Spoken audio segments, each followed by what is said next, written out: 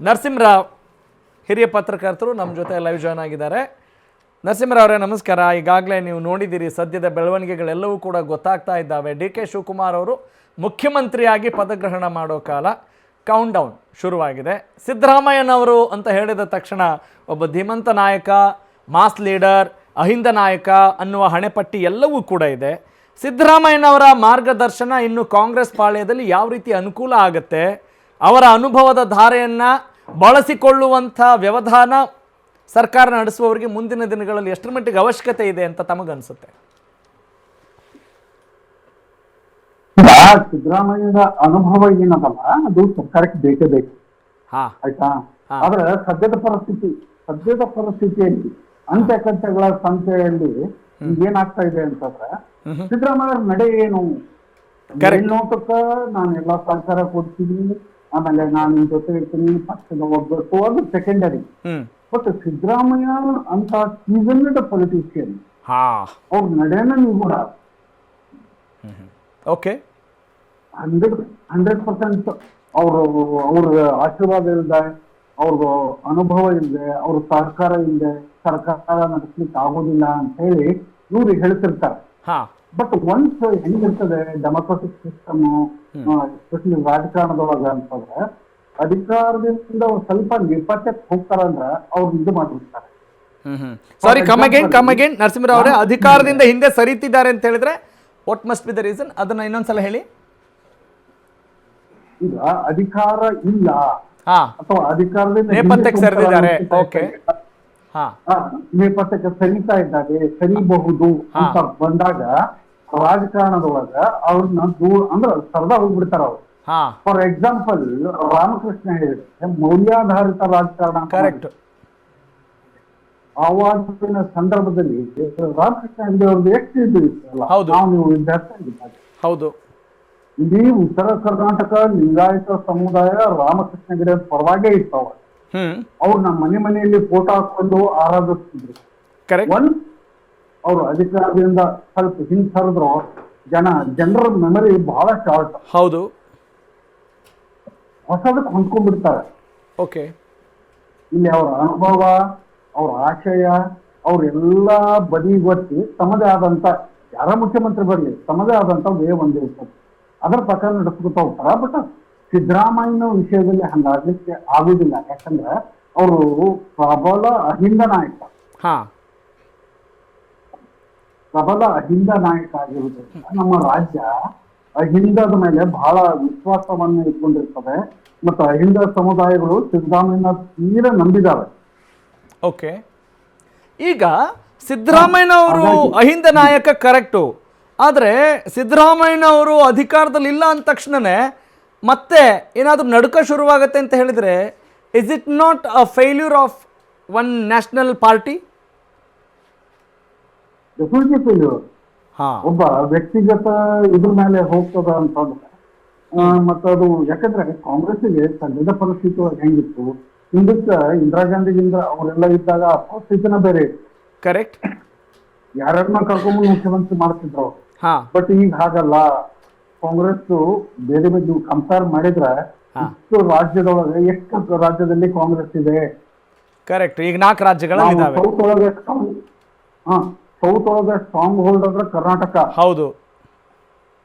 ಕರ್ನಾಟಕದಲ್ಲಿ ಶತಾಯಗತಾಗಿ ಅಧಿಕಾರ ಉಳಿಸ್ಕೋಬೇಕು. ಅವರು ಅಧಿಕಾರ ಉಳಿಸ್ಕೋಬೇಕಂದ್ರೆ ಸಿದ್ದರಾಮಯ್ಯನ ಅವ್ರನ್ನ ಇದನ್ನ ಮಾಡ್ಲೇಬೇಕು, ಅವ್ರು ವಿಶ್ವಾಸಕ್ಕೆ ತೆಗೆದುಕೊಂಡೇ ಅಧಿಕಾರ ನಡೆಸಬೇಕು. 100%. ಓಕೆ. ಈಗ ಒಂದು ಇಂಟ್ರಪ್ಟ್ ಮಾಡಿ ಕೇಳ್ತಾ ಇದ್ದೀನಿ ನರಸಿಂಹರಾವ್ ಅವರೇ, ಈಗ ಈ ಮೀನಾಮೇಷ ಎಣಿಸುವಂತ ಕೆಲಸ ನಡೀತಲ್ಲ, ಎಲ್ಲಿ ಅಧಿಕಾರವನ್ನು ಬಿಟ್ಟು ಕೊಡೋದೇ ಇಲ್ಲ ಅನ್ನುವ ಚರ್ಚೆ ಇತ್ತಲ್ಲ, ಅದು ಯಾವ ಕಾರಣಕ್ಕಿತ್ತು?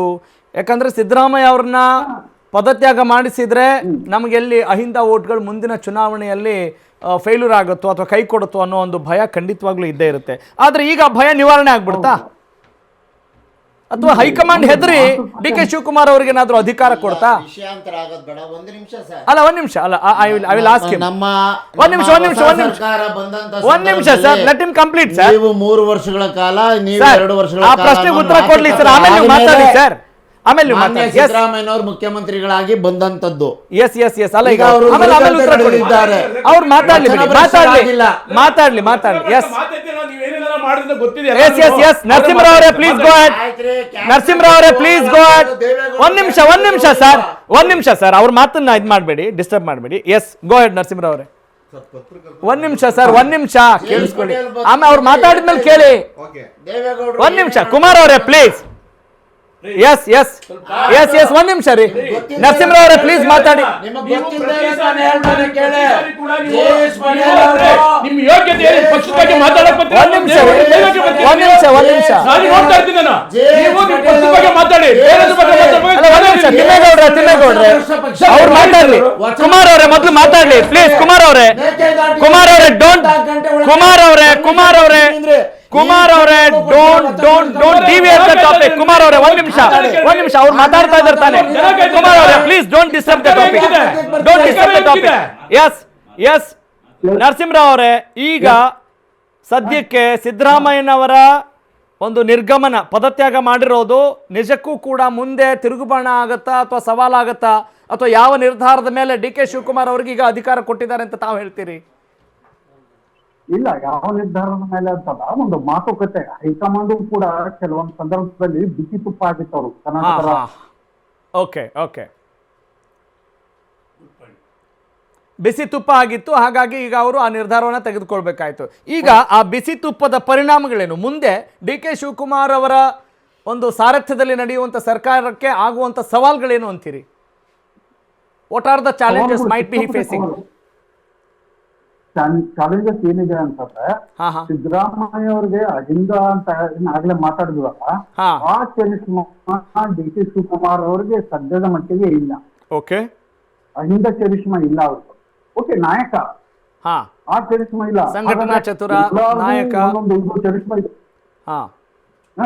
ಸಂಘಟನಾ ಚತುರ ನಾಯಕ ಇದೆಲ್ಲ ಇದೆಯಲ್ಲ, ಅವ್ರ ಮುಂದೆ ಸವಾಲು. ಒಂದು ಸರ್ಕಾರ ನಡೆಸಬೇಕಾದ್ರೆ ಸವಾಲುಗಳು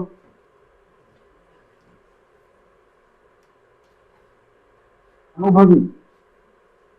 ಓಕೆ, ನೆಟ್ವರ್ಕ್ ಡಿಸ್ಟರ್ಬೆನ್ಸ್ ಇದೆ. ಸಿದ್ದರಾಮಯ್ಯನಷ್ಟು ಹೌದೌದು ಮಳೆ ಇಲ್ಲಿ. ಸಿದ್ದರಾಮಯ್ಯನಷ್ಟು ರಾಜಕೀಯ ದೊಡ್ಡ ಇದು ಅನುಭವ ಇಲ್ಲದಿದ್ರು ಕೂಡ ಅನನುಭವಿ ಅಂತ ಹೇಳಿಕ್ ಆಗೋಲ್ಲ ಡಿ ಕೆ ಶಿವಕುಮಾರ್ ಅವ್ರಿಗೆ. ಈ ಕಡೆ ಸಿದ್ದರಾಮಯ್ಯ ಅವರು ಮಾರ್ಗದರ್ಶನ, ಖರ್ಗೆ ಅವ್ರ ಮಾರ್ಗದರ್ಶನ, ಹೈಕಮಾಂಡ್ಗಿನ ಯಾವತ್ತೂ ನಿಷ್ಠೆ ಇದೆ.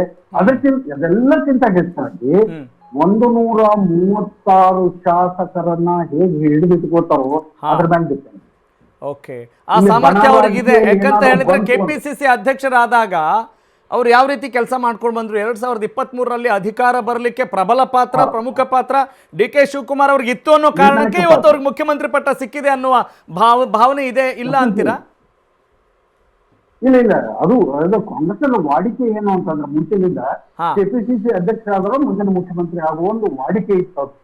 ಅದು ಕಳೆದ ಸಲದಿಂದ ಇದಾರಪ್ಪ, ಈ ಸಲ ಸಿದ್ದರಾಮಯ್ಯ ಬಿಟ್ಟಿಲ್ಲ. ಅದು ರಾಜಕೀಯ ಬೆಳವಣಿಗೆಗಳು ಏನಾದ್ವಲ್ಲ ಅದು ಆಯ್ತು. ಬಟ್ ನಾನು ಏನಲ್ಲ, 136 ಶಾಸಕರನ್ನ ಹಿಡಿದಿಟ್ಕೋಬೇಕು. ಆಮೇಲೆ ಇನ್ನೊಂದು ಏನಂತಂದ್ರ, ಅನುದಾನದ ಕೊರತೆ ಪ್ರತಿಯೊಬ್ಬ ಶಾಸಕರಿಗೂ ಈಗ ಹೆಂಗಾಗಿದೆ ಅಂದ್ರ, ಅನುದಾನ ಇಲ್ಲ. ಅನುದಾನ ಇಲ್ಲ ಅಂತಂದ್ರೆ ಜನರು, ಅವ್ರ ಕ್ಷೇತ್ರದ ಜನತೆ ಅವ್ರಿಗೆ ಇದನ್ನ ಮಾಡ್ತಾರೆ. Got it. ಅಂದ್ರೆ ಈಗ ಸಂಪುಟ ಪುನಾರಚನೆ, ಸಂಪುಟ ಸರ್ಕಸ್ ಅದು ಕೂಡ ದೊಡ್ಡ ತಲೆನೋವಾಗಿ ಪರಿಣಮಿಸಬಹುದಾ? ಯಾವಾಗ್ಲೂ ಇರುತ್ತೆ. ಡಿ ಕೆ ಶಿವಕುಮಾರ್ ಅವರು ಹೇಗೆ ಹ್ಯಾಂಡಲ್ ಮಾಡಿದ್ರೆ ಚೆನ್ನಾಗಿರುತ್ತೆ ಅನ್ನುವ ಒಂದು ಪ್ರಶ್ನೆ ಕೂಡ ಎದುರಾಗಿದೆ. ಯಾರಿಗೆಲ್ಲ ಯಾವ ಸ್ಥಾನ ಕೊಡ್ತಾರೆ ಅನ್ನೋದೇನಾದ್ರೂ ಆಡಳಿತದ ಮೇಲೆ ಪರಿಣಾಮ ಬೀರಬಹುದಾ? ಅಲ್ಲ, ಹೆಂಗಾಗ್ತದೆ ಅಂತಂದ್ರೆ, ಈಗ ಸಂಪುಟ ಪುನರ್ರಚನೆ ಅಂತ ಸಿದ್ದರಾಮಯ್ಯ ಅವರು ಇದ್ದಾಗ 2-3 ವರ್ಷ ಆಯ್ತು, ಇನ್ನೂ ಸಂಪುಟ ಪುನರ್ರಚನೆ ಆಗೋದಿಲ್ಲ, ಹಂಗೆ ಅಂತ ಇದು ಮಾಡಿದ್ರು. ಯಾವುದೇ ಒಬ್ಬ ಮುಖ್ಯಮಂತ್ರಿ ತನ್ನ ಸಂಪುಟಕ್ಕೆ ಯಾರ್ಯಾರು ತಗೋಬೇಕು ಅಂತ ವಿವೇಚನೆ ಇರುತ್ತೆ, ಅವ್ರ ವಿವೇಚನೆಗೆ ಬಿಟ್ಟಿದ್ದು. ಇದನ್ನೆಲ್ಲ ಗಮನದಲ್ಲಿ ಇಟ್ಟುಕೊಂಡು ಡಿ ಕೆ ಶಿವಕುಮಾರ್ ಅದ್ರ ಕೆಲಸ ಮಾಡ್ತಾರೆ. ಯಾರಿಗೆ ಕೊಡ್ಬೇಕು, ಯಾರಿಗೆ ಕೊಡಬಾರ್ದು, ಯಾರು ಗೆದ್ದಿದ್ದಾರೆ ಅಂತೆಲ್ಲ. Okay, got it. Thank you Narasimharao ಅವರೇ, ನಮ್ಮ ಜೊತೆ ಮಾತನಾಡಿದ್ದಕ್ಕಾಗಿ ಧನ್ಯವಾದ.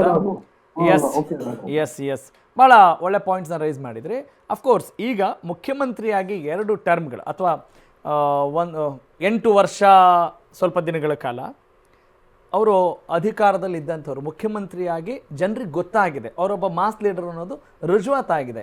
ಹಾಗಂತ ಡಿ ಕೆ ಶಿವಕುಮಾರ್ ಆಗಲ್ಲ ಅಂತ ಕೂಡ ನಾವು ಶರ ಬರೆಯೋಕ್ಕಾಗಲ್ಲ. Everybody has that possibility. ಎಲ್ರಿಗೂ ಕೂಡ ಅವಕಾಶ ಇದ್ದಾಗ ತೋರ್ಪಡಿಸ್ಲಿಕ್ಕೆ, ಒಂದು ಸಾಧನೆ ಮಾಡಲಿಕ್ಕೆ ಅವಕಾಶ ಆಗಬಹುದು. ಅದನ್ನು ನಾವು ಒಂದು ಒಳ್ಳೆ ರೀತಿಯಿಂದ ನೋಡ್ಬೋದಾ? ಕೊನೆಗೇನು ಮಾಸ್ ಲೀಡರ್ ಆಗೋದ್ರಿಂದ ಅರ್ಥ ಏನು? ಮಾಸ್ ಲೀಡರ್ ಅಂದ ತಕ್ಷಣ ಅವ್ರು ಸುತ್ತುವರೆದ ಜನರಿಗೆ ಅನುಕೂಲ ಆಗುತ್ತೆ ಅಂತ, ಜನರ ಆಶೋತ್ತರಗಳಿಗೆ ಸ್ಪಂದಿಸ್ತಾರೆ ಅಂತ ಅರ್ಥ. ಆ ಮಾತು ಈಗ ಬಂಗಾರಪ್ಪ ಅವ್ರು ಇರ್ಬೋದು, ದೇವೇಗೌಡರು ಇರ್ಬೋದು, ಯಡಿಯೂರಪ್ಪ ಅವ್ರು ಇರ್ಬೋದು ಅಲ್ವೇ?